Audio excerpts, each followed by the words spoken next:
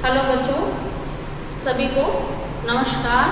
आज मैं नवीं कक्षा के पाठ 6 चरापूंजी से आया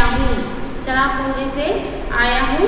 पाठ के एक वीडियो के लिए आप सभी को स्वागत करते हुए आज हम क्या करेंगे, चरापूंजी से एक क्या है प्रवास करने से, शैक्षणिक यात्रा करने से क्या लाभ होता है, यात्रा करने से क्या क्या जानकारी मिलती है, ये सभी हम क्या करेंगे इस पाठ से जानेंगे। तो उससे पहले हम क्या करेंगे, एक लेखक परिचय का क्या करेंगे, प्रदीप पंत। ये लेखक परिचय का क्या करेंगे, लेखक परिचय देखेंगे। पहला क्या है, लेखक का नाम क्या है यहाँ पर, प्रदीप पंत। और यहाँ पर क्या है, उनका एक जन्म कब हुआ, यहाँ पर क्या है, यह एक अप्रैल 24, 1941 को हुआ। अप्रैल 24, 1941 को उनका एक जन्म होता है। इनका एक जन्म स्थल क्या है, कहाँ वह जन्मे, उनका एक स्थल क्या है, जन्म का एक गांव का नाम क्या है, यहाँ पर देखा गया तो उत्तराखंड के एक क्या है, लखनऊ के हल्द्वानी, एक गांव में इनका एक क्या होता है, एक जन्म होता है। और इनके एक क्या है, पत जी के एक अब तक क्या है यहाँ पर छह उपन्यास क्या है यहाँ पर एक प्रकाशित, छह कादम्बरी कहते हैं ना, उपन्यास प्रकाशित है। और पंत जी की एक कन्नड़ में अनुवाद किया हुआ एक कहानी का एक संकलन है। उसका नाम क्या है यहाँ पर, न्याय मत्तु इतर कथेಗಳು शीर्षक से प्रकाशित है। शीर्षक का मतलब क्या है, हेडलाइन। एक पाठ का नाम हम कैसे पाठ का नाम हेडलाइन बोलते हैं ना, ऐसे यहाँ पर इसका एक कहानी का एक हेडिंग क्या है, यहाँ पर कन्नड़ में अनुवादित किया गया एक कहानी का नाम क्या है, यहाँ पर न्याय मत्तु इतर कथेಗಳು।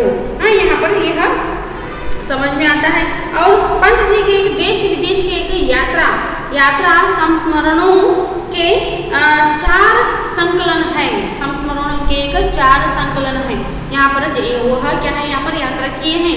यहाँ अलग अलग राज्यों में जाकर कहाँ एक प्रेक्षणीय के स्थल है, वहाँ सभी के तरफ घूम फिर कर क्या किए हैं, इन यात्राओं के क्या है यहाँ पर यादों को क्या है, यहाँ पर यादों को हो, कोई घटनाओं को हो, एक लिखा हुआ यादों को क्या है, यहाँ पर 4 एक संग्रह किए गए हैं। 4 एक क्या है यहाँ पर संकलन है, यहाँ पर संग्रह उन्होंने इकट्ठा यहाँ पर किए हैं।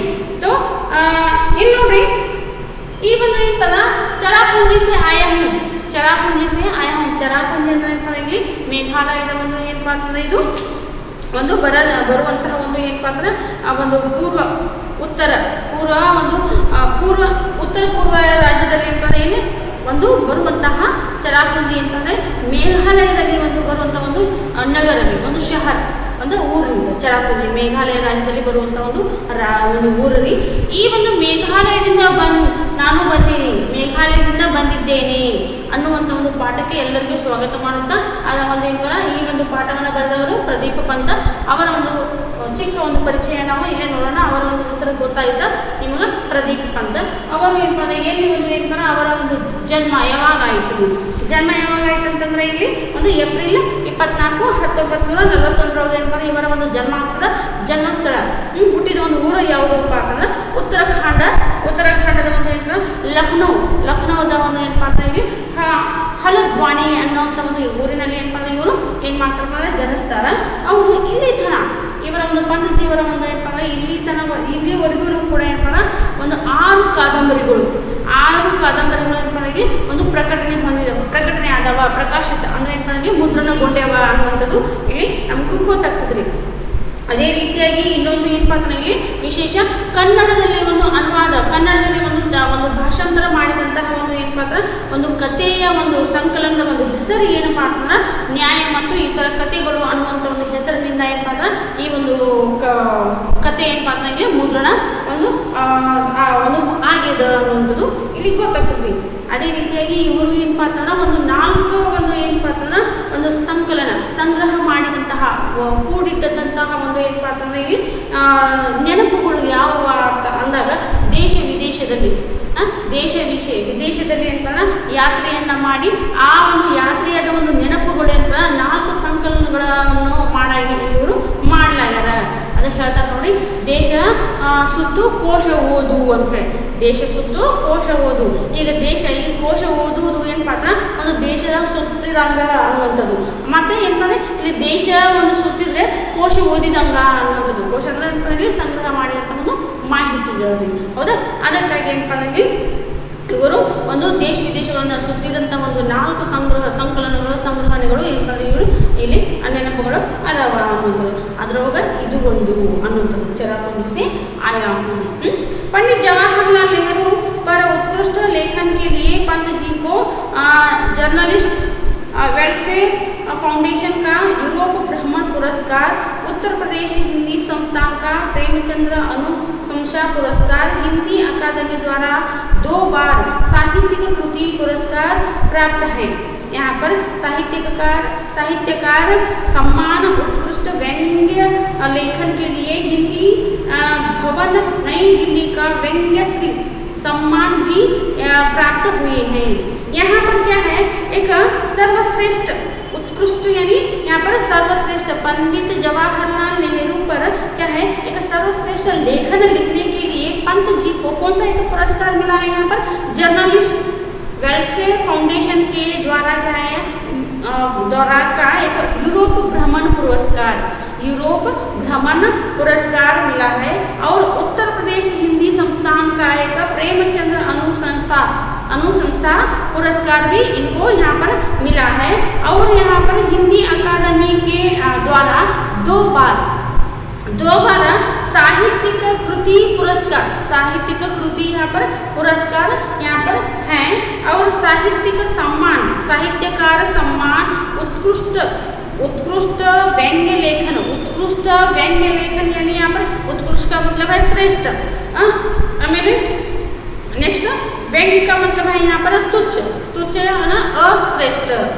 तुच्छ के एक लेखनों के लिए क्या है यहाँ पर हिंदी भवन नई दिल्ली का एक व्यंग्यश्री सम्मान भी यहाँ पर इनको प्राप्त हुआ है। व्यंग्यश्री सम्मान इनका क्या है यहाँ पर पुरस्कार इनको मिला है। ऐसे यहाँ पर इनका एक पुरस्कारों के बारे में देखा गया था। इतना सारे पुरस्कार इनको मिले हैं। ಇವರಿಗೆ ಪುರಸ್ಕಾರಗಳು ಲಭಿಸಿವೆ। ಅದಕ್ಕೆ ಒಂದು ಪುರಸ್ಕಾರಗಳು ಲಭಿಸಿವೆ ಅಂತ ಬಂದಾಗ ಉತ್ಕೃಷ್ಟ ಸರ್ವಶ್ರೇಷ್ಠವಾದಂಥ ಒಂದು ಲೇಖನವಾದಂತಹ ಪಂಡಿತ್ ಜವಾಹರ್ಲಾಲ್ ನೆಹರು ಅವರ ಒಂದು ಏನಂದ್ರೆ ಬಗ್ಗೆ ಒಂದು ಲೇಖನವನ್ನು ಸರ್ವಶ್ರೇಷ್ಠವಾದಂಥ ಒಂದು ಲೇಖನವನ್ನು ಬರೆದ ಕಾರಣಕ್ಕಾಗಿ ಜರ್ನಲಿಸ್ಟ್ ವೆಲ್ಫೇರ್ ಫೌಂಡೇಶನ್ ಯುರೋಪ್ ಒಂದು ಭ್ರಮಣೆ, ಯುರೋಪದ ಒಂದು ಯಾತ್ರೆಯ ಒಂದು ಪುರಸ್ಕಾರ ಇವರಿಗೆ ಸಿಕ್ಕೈತಿ। ನೆಕ್ಸ್ಟ್ ಉತ್ತರ ಪ್ರದೇಶ ಹಿಂದಿ ಸಂಸ್ಥಾನದ ಒಂದು ಮೂಲಕ ಏನಪ್ಪ ಅಂದ್ರೆ ಪ್ರೇಮಚಂದ್ರ ಅನುಶಂಸಾ ಪುರಸ್ಕಾರನೂ ಇವರಿಗೆ ಏನಪ್ಪ ಇಲ್ಲಿ ಲಭಿಸೈತಿ। ಅದೇ ಜೊತೆಗೆ ಏನಪ್ಪ ಅಂದ್ರೆ ಹಿಂದಿ ಅಕಾಡೆಮಿ ಮೂಲಕ 2 ಬಾರಿ ಏನಪ್ಪ ಅಂದ್ರೆ ಸಾಹಿತ್ಯಿಕ ಕೃತಿ ಪುರಸ್ಕಾರ ಇವರಿಗೆ ಏನಪ್ಪ ಅಂದ್ರೆ ಇಲ್ಲಿ ಲಭಿಸೈತಿ।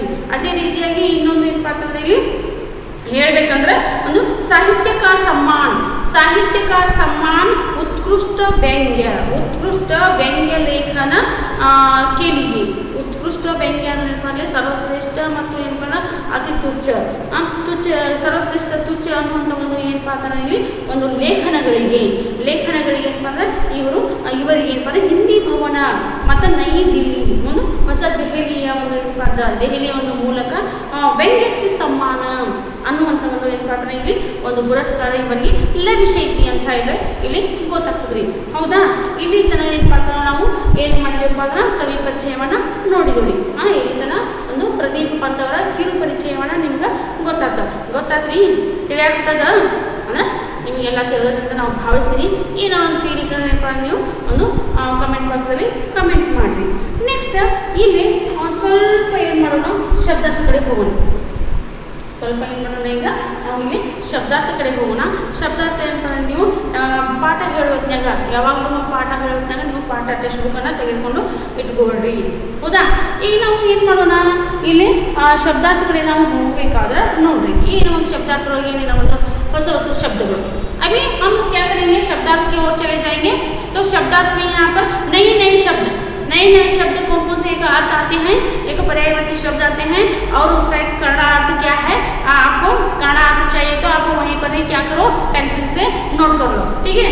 यहाँ पर शब्दार्थ क्या है, उमड़ घुमड़, क्या है यहाँ पर, उमड़ घुमड़। उमड़ घुमड़ का मतलब क्या है, चारों ओर से गिरना, चारों ओर से गिरना और एकत्र होना अथवा छाना। यहाँ पर क्या है, चारों ओर से गिरना, चारों ओर से गिरना ಅಂದ್ರೆ ಏನ್ರಿ ಕನ್ನಡ में कन्नड़ के अर्थ क्या है यहाँ पर, पूरी तरह से ನಾಲ್ಕು ಕಡೆಯಿಂದ ಇಲ್ಲಿ ಒಂದು ಬೀಳುವುದು, ನಾಲ್ಕು ಕಡೆಯಿಂದ ಬೀಳುವುದು, ಒಂದೇ ಕಡೆ ಏನಂದ್ರೆ ಸೇರುವುದು ಅನ್ನುವಂಥದ್ದು ಇಲ್ಲಿ ಅರ್ಥ ಗೊತ್ತಾಗ್ತದೆ। नेक्स्ट हरितिमा, हरितिमा का मतलब क्या है यहाँ पर, हरियाली, हरियाली अथवा हरापन, हरियाली अथवा हरापन, जहाँ भी देखो हरियाली, जहाँ भी देखो यहाँ पर हरा हरा, इसका मतलब क्या है यहाँ पर, पेड़ पौधे, पेड़ पौधे यहाँ पर निसर्ग में रहने वाले पेड़ पौधे बहुत सारे रहते हैं ना, उसको हम क्या कहते हैं, हरियाली, हरियाली कहते हैं। जहाँ भी देखो हरा हरा, हरा भरा, जहाँ भी देखो हरा भरा, इसको हम क्या कहते हैं, मतलब एक हरापन, हरापन बोलते हैं इसको कन्नड़ में क्या बोलते हैं हम, हच्चु हसिरू, क्या बोलते हैं यहाँ पर, हच्चु हसिरू।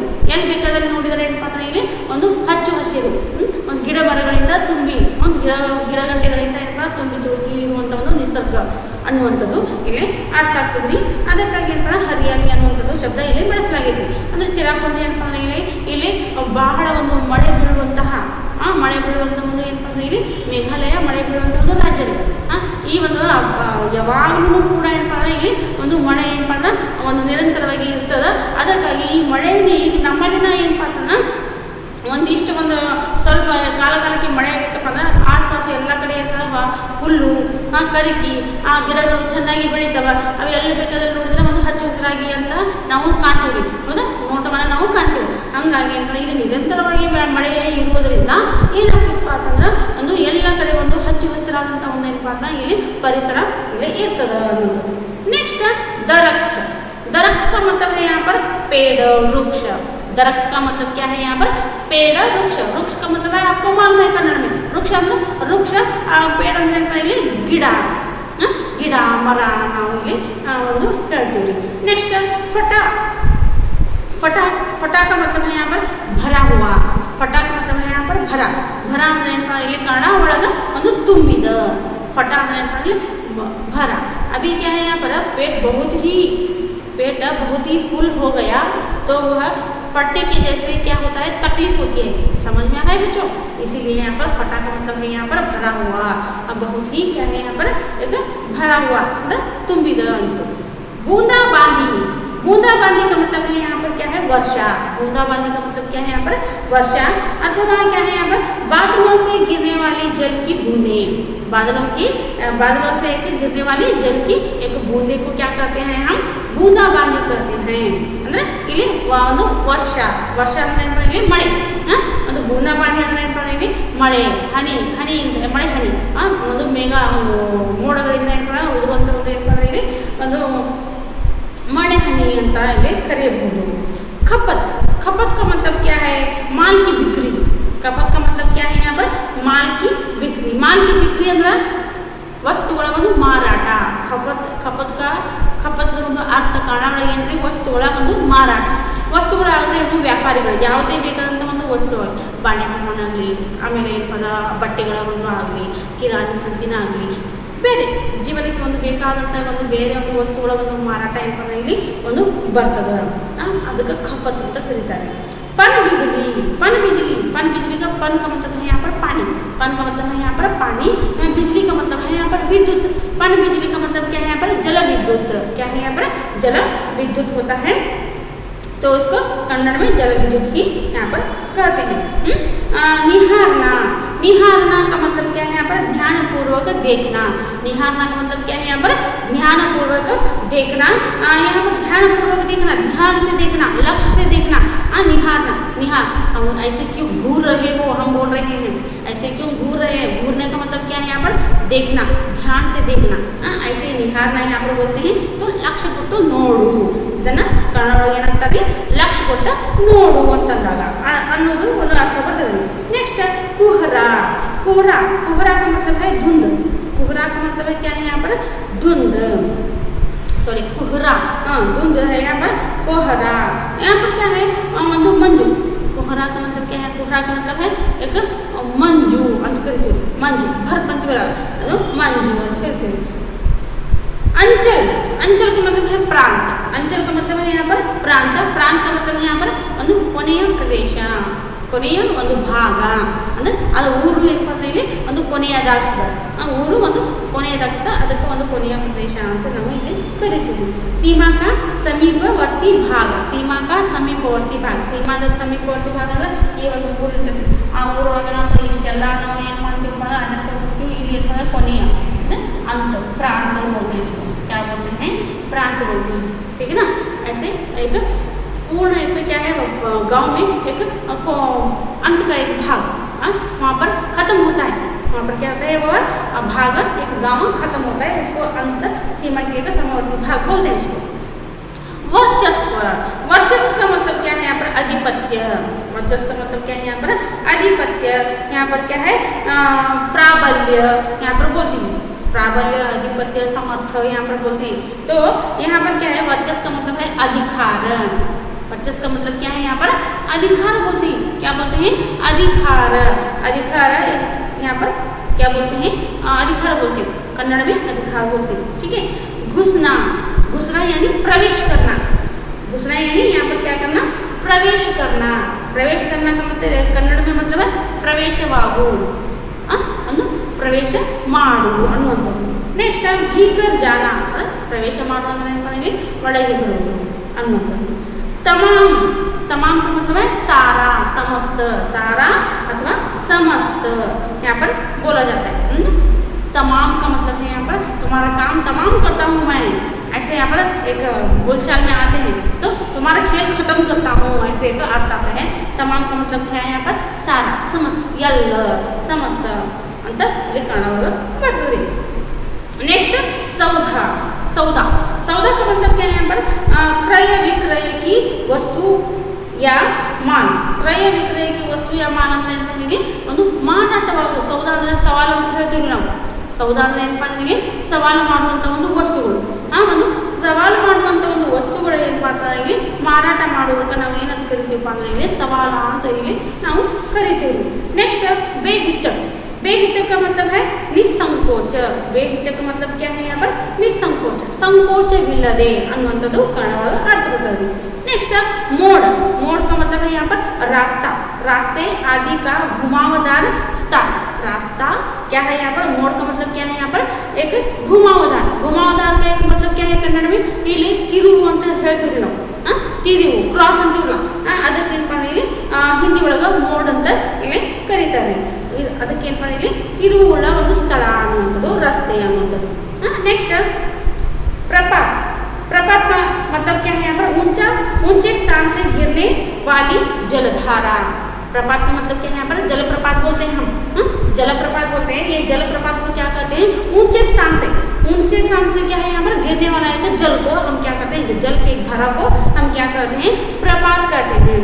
कन्नड़ में इसको क्या कहते हैं हम जलपात, जलपात ಹೇಳ್ತೀವಿ। ಜಲಪಾತ ಅಂದರೆ ಏನಪ್ಪ ಅಂದರೆ ಮೇಲೆ ಒಂದು ಎತ್ತರದಿಂದ ಬೀಳುವಂಥ ಒಂದು ಏನಪ್ಪ ಅಂತಂದ್ರೆ ನೀರಿನ ಒಂದು ಧಾರೆಗೆ, ನೀರಿನ ಒಂದು ಏನಪ್ಪ ಧಾರೆಗೆ ನಾವು ಏನು ಕರಿತೀವಿ ಜಲಪಾತ ಅಂತ ಇಲ್ಲಿ ಕರಿತೀವಿ। नेक्स्ट बेरोक टोक, बेरोक टोक, बेरोक टोक का मतलब क्या है यहाँ पर बिना किसी रुकावट के, बिना किसी रुकावट के, इसका मतलब क्या है यहाँ पर कोई बाधा नहीं है, कोई एक पर्दा नहीं है उसमें, बिना कोई एक रुकावट के क्या करता है वह बेरोक टोक यहाँ पर वह बारिश यहाँ पर आते रहता है, इसीलिए बेरोक टोक यहाँ पर एक शब्द उपयोग किया गया है। इन्हें बेरोक ಕಾಣ ಒಳಗೆ ಏನು ಅಂದರೆ ಯಾವುದೇ ಒಂದು ಏನಪ್ಪ ಅಂದ್ರೆ ನಿರ್ಬಂಧನೆ ಇಲ್ಲದೆ, ಅಡಚಣೆ ಇಲ್ಲದೆ, ಗೋಡೆ ಇಲ್ಲದೆ ಏನಪ್ಪ ಅಂದ್ರೆ ಇಲ್ಲಿ ಒಂದು ಬೇರೋಟಕ ಅನ್ನುವಂಥ ಶಬ್ದಕ್ಕೆ अर्थ ಆಗ್ತದೆ। नेक्स्ट लुका छिपी, लुका छिपी का मतलब क्या है यहाँ पर, लुका छिपी का मतलब है यहाँ पर आंख में चोली, आंख में चोली, आंख में चोली ಅಂದ್ರೆ यहाँ पर ಇಲ್ಲಿ ಕೊಟ್ಟದ್ರಿ ಏನು ಕೊಟ್ಟದ ಕಣ್ಣು ಮುಚ್ಚಾಲೆ ಆಟ, ಕಣ್ಣು ನಾವು ಏನಪ್ಪ ಚಿಕ್ಕ ಒಂದು ವಯಸ್ಸಿನ ಕಣ್ಣು ಮುಚ್ಚಾಲೆ ಆಟ ಆಡ್ತೀವಿ, ಕಣ್ಣಿಗೆ ಪಟ್ಟಿಯರ ಕಟ್ಟಿ ಅಥವಾ ಕಣ್ಣು ಒಂದು ಮುಚ್ಚುವುದು, ಆ ಕಣ್ಣು ಮುಚ್ಚಿ ಏನಪ್ಪ ಒಂದು ಆಟ ಆಡ್ತೀವಿ, ಹಂಗೆ ಲುಕಾ ಚುಪಿ, ಲುಕಾಚುಪಿ ಅಂದ್ರೆ ಏನಪ್ಪ ಕಣ್ಣು ಮುಚ್ಚಾಲೆ ಆಟ ಅಂದರೆ ನಾವು ಆಡ್ಬೋದು. ಹೈಡ್ ಆ್ಯಂಡ್ ಸೀಕ್ ಅಂತ ಇಂಗ್ಲೀಷ್ ಒಳಗೆ ಇಲ್ಲಿ ಹೇಳ್ತಾರೆ. नेक्स्ट सतह, सतह का मतलब है किसी वस्तु का ऊपरी भाग, किसी वस्तु का ऊपरी भाग सतह, यह ऊपरी भाग है, यह क्या है, यह सभी क्या है यहाँ पर ऊपरी भाग, ಮೇಲಿನ ಮೇಲಿನ ಭಾಗ. ಸತಹ ಅಂದರೆ ಏನಪ್ಪ ಅಂದರೆ ಯಾವುದೇ ಒಂದು ವಸ್ತುವಿನ ಒಂದು ಮೇಲಿನ ಭಾಗ. ಈಗ ಒಂದು ಟೆಕ್ಸ್ಟ್ ಬುಕ್ ಇದ್ರಿ, ಈ ಟೆಕ್ಸ್ಟ್ ಬುಕ್ಕಿನ ಮೇಲಿನ ಭಾಗ ಕವರ್ ಅಂತ ಕರಿತೀವಲ್ಲ ನಾವು, ಆ ಕವರಿಗೆ ಏನಪ್ಪ ಅಂದರೆ ಇಲ್ಲಿ ಏನಂತ ಕರಿತೀವಿ, ಮೇಲಿನ ಭಾಗ ಅಂತ ನಾವು ಇಲ್ಲಿ ಕರಿತೀವಿ. नेक्स्ट मशाल, मशाल का मतलब क्या है, यहाँ पर एक प्रकार की मोटी बत्ती जो लकड़ी पर कपड़ा लपेटकर अधिक प्रकाश के लिए जलाई जाती है.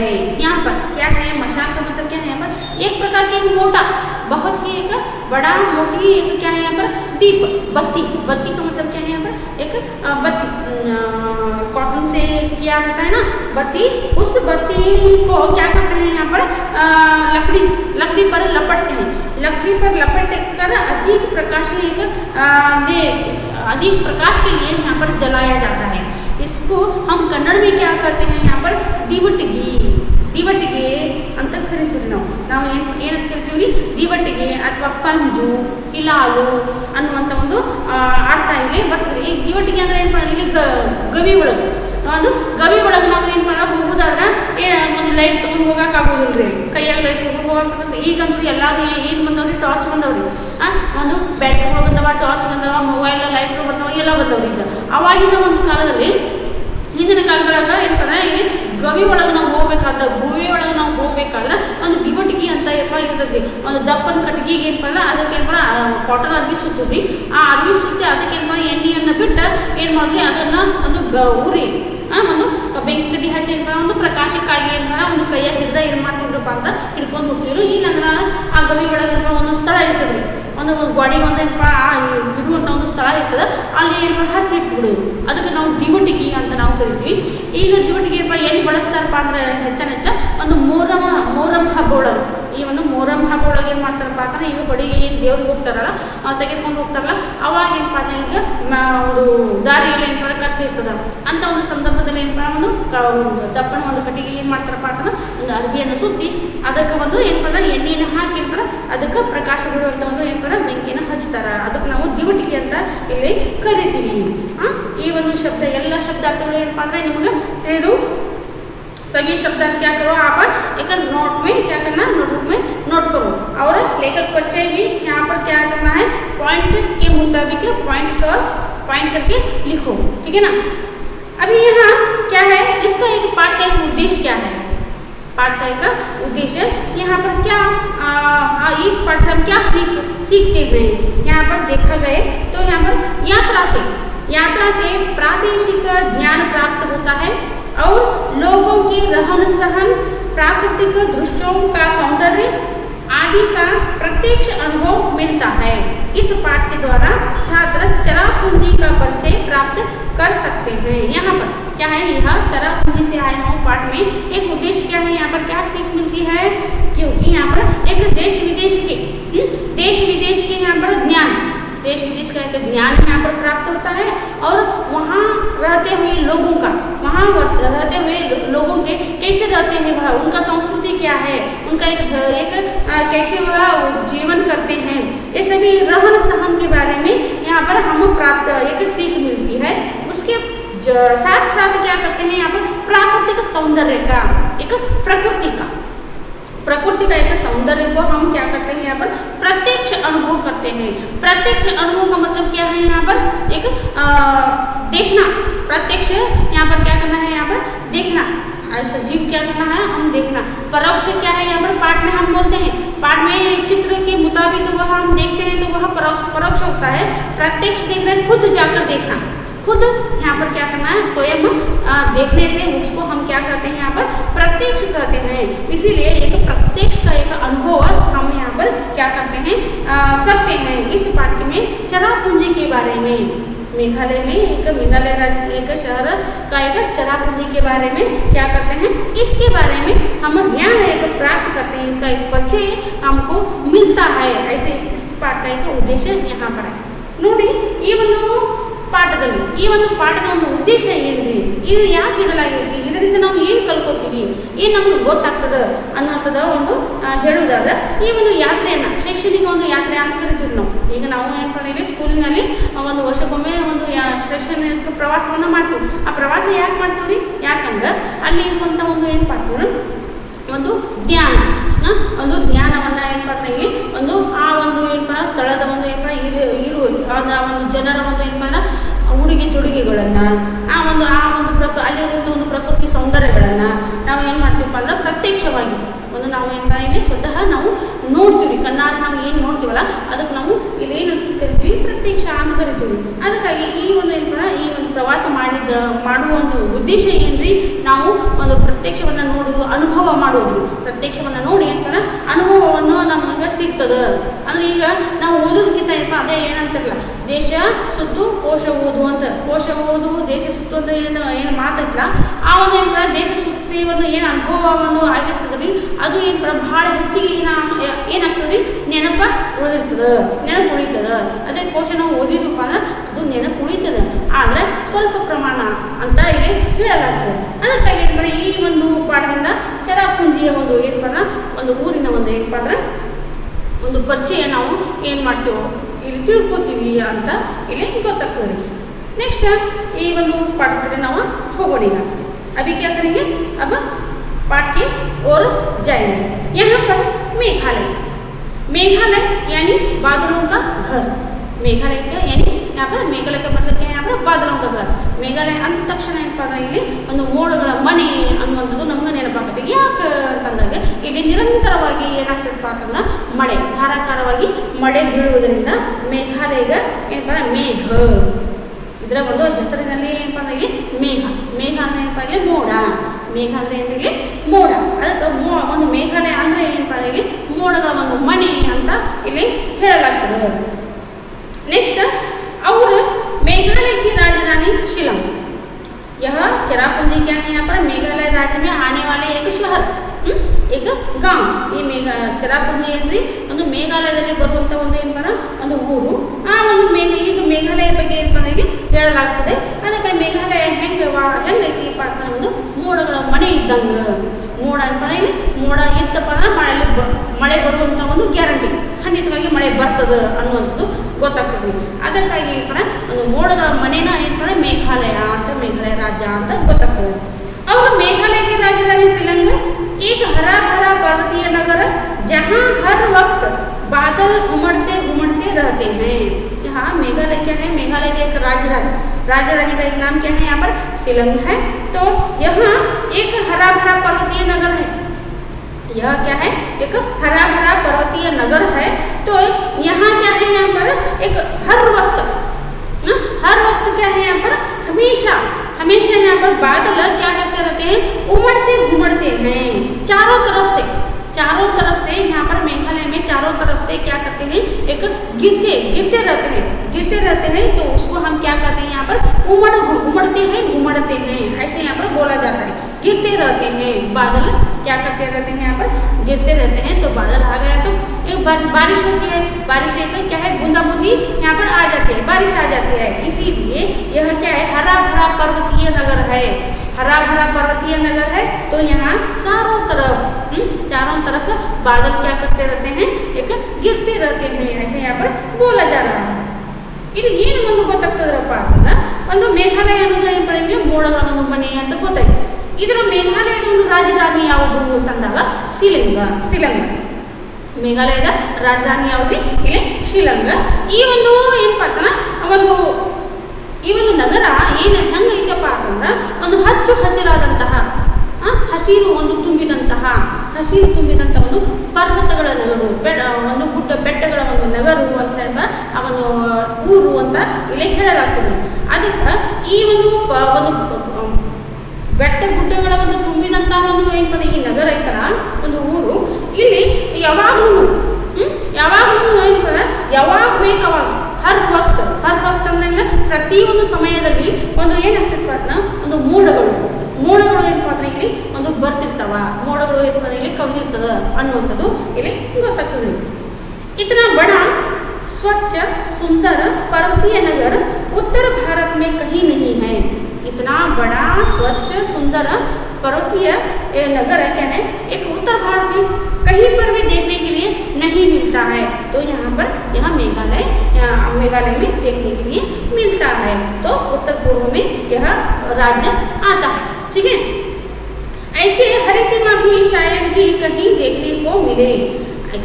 लेखक का एक विचार क्या है यहाँ पर, ऐसे हरितिमा एक शायद क्या है कहीं पर भी और कहीं दूसरे एक राज्य में भी यहाँ पर देखने के लिए एक मिल जाए, ऐसे एक विचार कर रहे हैं। क्योंकि यहाँ पर इतना एक क्या है, एक हरितिमा, इतना एक निसर्ग प्रकृति, उतना सौंदर्य है यहाँ पर, क्या है, इसीलिए दूसरे एक जगह में, दूसरे एक राज्य में मिलना चाहिए। तो सभी राज्य में क्या है, यहाँ पर प्रकृति एक बहुत ही अच्छा सुंदर रहना चाहिए, ऐसे इनका एक विचार है। ಇಲ್ಲಿ ಲೇಖಕರು ಏನು ಹೇಳ್ತಾರ ಅಂತಂದಾಗ, ಈ ಇಷ್ಟು ದೊಡ್ಡದು, ಆಮೇಲೆ ಏನಪ್ಪ ಅಂದ್ರೆ ಸ್ವಚ್ಛ ಒಂದು ಪರ್ವತದ ಒಂದು ಊರು ಏನಪ್ಪ ಅಂದ್ರೆ ಶಹರ ಏನಪ್ಪ ಉತ್ತರ ಭಾರತದಲ್ಲಿ ನೋಡಲಿಕ್ಕೆ ಎಲ್ಲೂ ಸಿಗಂಗಿಲ್ಲ. ಈ ಏನಪ್ಪ ಇಲ್ಲಿ ಏನಪ್ಪ ಅಂದ್ರೆ ಒಂದು ಸ್ಥಳ, ಇದು ಏನಪ್ಪ ಬಹಳ ಹಚ್ಚ ಹಸಿರಾದಂಥ ಏನಪ್ಪ ಅಂದ್ರೆ ಊರು ಇಲ್ಲೇ ನಮಗೆ ಸಿಗ್ತದೆ. ಇಂಥ ಏನಪ್ಪ ಹಚ್ಚ ಹಸಿರಾದಂಥ ಊರು ಏನಪ್ಪ ಬಹುಶಃ ಎಲ್ಲೂ ಏನಪ್ಪ ಅಂದ್ರೆ ನೋಡಲಿಕ್ಕೆ ಸಿಗಂಗಿಲ್ಲ ಅನ್ನುವಂಥದ್ದು ಇಲ್ಲೇ ಅವ್ರು ಹೇಳ್ತಾರೆ. ಇದು ಯಾಕೆ ಹೇಳ್ತಾರಪ್ಪ ಅಂತಾರೆ, ಎಲ್ಲ ಕಡೆ ಏನಪ್ಪ ಹಚ್ಚ ಹಸಿರಾದಂಥ ಏನಪ್ಪ ಒಂದು ಪರ್ವತದ ನಗರು, ಗುಡ್ಡ ಬೆಟ್ಟಗಳ ನಗರ ಇಲ್ಲ ಅಂತ ಇಲ್ಲೇ ಅವರು ಹೇಳಲಿಕ್ಕೆ ಪ್ರಯತ್ನ ಮಾಡಿರ್ತಾರೆ. नेक्स्ट, शिलंग से चेरापूंजी की ओर जाता मार्ग दोनों ओर पहाड़ों और दरख्तों से पड़ा है। यहाँ यह ऊंचा नीचा सर्पाकार रास्ते को पार करते हुए दिखाई पड़ते हैं। बादल बहती है सुहानी हवा और कभी कभी हो जाती है बूंदाबांदी। यहाँ पर क्या है, अभी एक शिलंग से एक चेरापूंजी के एक मार्ग पे कि किस तरह का मार्ग है वह समझाने की एक कोशिश कर रहे हैं। तो यहाँ पर क्या है, शिलंग से वहाँ चेरापूंजी की ओर जा रहे हैं, तो उस मार्ग में पहाड़ों और दरख्तों से फटा पड़ा है। पहाड़ है वही पर्वतों से और दरख्तों से यानी यहाँ पर पेड़ पौधों से, एक पेड़ों से, पहाड़ों से यहाँ पर बहुत ही भरे, बहुत ही ज्यादा हैं, बहुत ही यहाँ पर एक फटा भरा है। अत्यधिक यहाँ पर ज्यादा होने के कारण यहाँ पर क्या है, इतना एक चेरापूंजी में एक बारिश उतना निरंतर से होता रहता है। तो इसी एक सर्पाकार रास्ता, ऊंचा नीचा यहाँ पर क्या है, सर्पाकार रास्ता है। यहाँ ऊंचा नीचा यानी सर्पाकार, सर्प कैसे जाता है ना, वह ऐसे टेढ़ा मेढ़ा, क्या बोलते हैं इसको हम, टेढ़ा मेढ़ा बोलते हैं। इस टेढ़ा मेढ़ा सर्पाकार के एक रास्ता रहते हैं, उस रास्ता पार करते हुए हम क्या देखते हैं, वहाँ पर क्या दिखाई पड़ता है, सिर्फ बादल ही बादल दिखाई देती है और बहुत ही सुहानी हवा, बहुत ही क्या है यहाँ पर सुंदर सा, बहुत ही अच्छा सा, एक ठंडा सा हवा यहाँ पर बहती है, चलती रहती है। कभी कभी हो जाती है वहाँ पर क्या, वर्षा, बूंदाबांदी यानी वर्षा, कभी कभी वर्षा भी यहाँ पर हो जाती है, ऐसे बोलने की यहाँ पर कोशिश कर रहे हैं। ಇಲ್ಲಿ ನೋಡ್ರಿ ಏನು ಗೊತ್ತಾಗ್ತದ್ರಿ, ಇಲ್ಲಿ ಶಿಲಂಗದಿಂದ ಅವರ ಅನುಭವವನ್ನು ಇಲ್ಲಿ ಹೇಳಲಿಕ್ಕೆ ಪ್ರಯತ್ನ ಮಾಡ್ಲಿಕ್ಕೆ. ಶಿಲಂಗದಿಂದ ನಾವು ಏನಪ್ಪ ಚೆರಾಪೂಂಜಿಯ ಕಡೆಗೆ ಹೋಗುವುದಾದ್ರೆ ಅಂತ ಹೋಗುವಂಥ ಮಾರ್ಗದಲ್ಲಿ ಏನಪ್ಪ ಅಂತಂದ್ರೆ ಬೆಟ್ಟಗಳು ಬಹಳಷ್ಟು ಏನಪ್ಪ ಅಂದ್ರೆ ಇಲ್ಲಿ ದೋನೋ ಊರು ಅಂತ ಎರಡು ಕಡೆ ಏನಪ್ಪ ಅಂದ್ರೆ ರಸ್ತೆಯ ಏನಪ್ಪ ದಂಡೆಗೆ ಏನಪ್ಪ ಅಂತಂದ್ರೆ ಬೆಟ್ಟಗಳು, ಆಮೇಲೆ ಗಿಡ ಮರಗಳು ಏನಪ್ಪ ಅಂದ್ರೆ ಇಲ್ಲಿ ತುಂಬಿ ತುಳುಕಾಡಕತ್ತವ, ಬಹಳಷ್ಟು ಅತ್ಯಧಿಕವಾಗಿ ಏನಪ್ಪ ತುಂಬಿದವ ಅನ್ನುವಂಥದ್ದು. ಇಂಥ ಏನಪ್ಪ ಅಂದ್ರೆ ಬೆಟ್ಟ ಗಿಡಗಳ ಏನಪ್ಪ ಅಂದ್ರೆ ಎರಡು ಕಡೆಯಿಂದ ಏನಪ್ಪ ಅಂದ್ರೆ ಇಲ್ಲಿ ಅತ್ಯಧಿಕವಾಗಿ ಏನಪ್ಪ ಹೇರಳವಾಗಿ ಇರುವುದರಿಂದ ಈ ರಸ್ತೆ ಹೇಗೆ ಇತ್ತಪ್ಪ ಅಂತಂದ್ರೆ ಇಲ್ಲಿ ಸರ್ಪಾಕಾರ, ಊಂಚ ನೀಚ ಅಂದ್ರೆ ಏನಪ್ಪ ಇಲ್ಲಿ ದಿನ್ನು ಅಂತ ನಾವು ಕರಿತೀವಿ, ಹೌದಾ. ಈಗ ಸರ್ಪಾಕಾರದಿಂದ ಅಂಕುಡೊಂಕಾಗಿ ಅಂತ ಹೇಳ್ತೀವಿ. ಅಂಕುಡೊಂಕಾದಂಥ ಸರ್ಪಾಕಾರ ಹಾವಿನ ಹಾಗೆ ರಸ್ತೆಗಳು ಇಲ್ಲಿ ಇದಾವ ಅನ್ನುವಂಥದ್ದು. ಈ ರಸ್ತೆಯನ್ನು ನಮ್ಮ ದಾಟುವಂಥ ಏನಪ್ಪ ಅಂತ ನೋಡಿದಾಗ, ದಾಟುವ ಸಮಯದಲ್ಲಿ ನಮ್ಗೆ ಏನೆಲ್ಲ ಕಂಡು ಬರ್ತದೆ, ಏನೇನು ನಾವು ನೋಡ್ತೀವಿ ಅಂತಂದಾಗ ಏನಪ್ಪ ಮೋಡಗಳು, ಮೋಡಗಳು ಕಾಣ್ತೀವಿ. ಆಮೇಲೆ ಅದರ ಜೊತೆಗೆ ತಂಪಾದ ಏನಪ್ಪ ಅಂದ್ರೆ ಬಹಳ ತಂಪಾದ ಚೆನ್ನಾಗಿರುವಂಥ ಏನಪ್ಪ ಗಾಳಿ ಗಾಳಿ ಬೀಸ್ತದ. ಸೊ ಒಂದು ಏನಪ್ಪ ತಂಪಾದ ಗಾಳಿಲಿ ಬೀಸ್ತದ. ಯಾವಾಗಾರ ಮೇಲಿಂದ ಮೇಲೆ ಏನಪ್ಪ ಯಾವಾಗಾರ ಏನಾಗ್ತದೆ ರೀ ಇಲ್ಲಿ ಏನಪ್ಪ ಮಳೆನೂ ಒಂದಿಷ್ಟು ಏನಪ್ಪ ಮಳೆ ಲುಕಾಚುಪ್ಪಿ ಅಂತ ಇಲ್ಲಿ ಒಂದು ಶಬ್ದವನ್ನು ಏನು ಮಾಡ್ಯಾರಪ್ಪ ಅಂದ್ರೆ ಮೆನ್ಷನ್ ಆಗೈತ್ರಿ ಇಲ್ಲಿ ಶಬ್ದಾರ್ಥಗಳು. ಲುಕಾಚುಪ್ಪಿ ಅಂದ್ರೆ ಕಣ್ಣು ಮುಚ್ಚಾಲೆ ಆಟ. ಕಣ್ಣು ತೆರೆದ್ರೋಗ ಏನಪ್ಪ ಮಳೆ ಬರ್ತದೆ, ಮತ್ತು ಕಣ್ಣು ಮುಚ್ಚಿದ್ರೋಗ ಮತ್ತೆ ಏನಾಗ್ತದಪ್ಪ ಅಂದ್ರೆ ಇಲ್ಲಿ ಮಾಯವಾಗ್ತದೆ. ಹಂಗೆ ಏನಪ್ಪ ಅಂದ್ರೆ ಯಾವಾಗಾರ ಏನಾಗ್ತದಪ್ಪ ಅಂದ್ರೆ ಇಲ್ಲಿ ಒಂದು ಮಳೆ ಬರ್ತಾನೆ ಇರ್ತದೆ. ಒಂದಿಷ್ಟು ಸಮಯದೊಳಗೆ ಮಳೆ ಬರ್ತದೆ ಮತ್ತು ಗಪ್ಪಾಗ್ತದೆ, ಹಂಗೆ ಅಂದ್ರೆ ಹೋಗ್ತದೆ. ಹೀಗೆ ಏನಪ್ಪ ಅಂದ್ರೆ ಇಲ್ಲಿ ಮಳೆಯ ಒಂದು ಏನಪ್ಪ ಅಂದ್ರೆ ಸಂಭವ ಇಲ್ಲಿ ಇರ್ತದೆ ಅನ್ನುವಂಥದ್ದು. अभी तक यहाँ क्या है, यहाँ पर एक चरापंजी से आया हूँ। पाठ का एक लेखक का एक परिचय हो गया, शब्दार्थ का एक क्या हो गया हम देखें, और इस पाठ में एक क्या है प्यार है। एक चरण को हम क्या कर रहे हैं अभी समझे हैं। इतना क्या है आज के क्लास में एक वीडियो बस। इसलिए आप क्या करो शब्दार्थ को और कवि परिचय को और एक प्यार को पढ़ के एक मध्य के एक क्वेश्चन को क्या करना है एक निकालने की कोशिश करो। वही आज का होमवर्क। अब तक देखे हुए सारे छात्रों को धन्यवाद।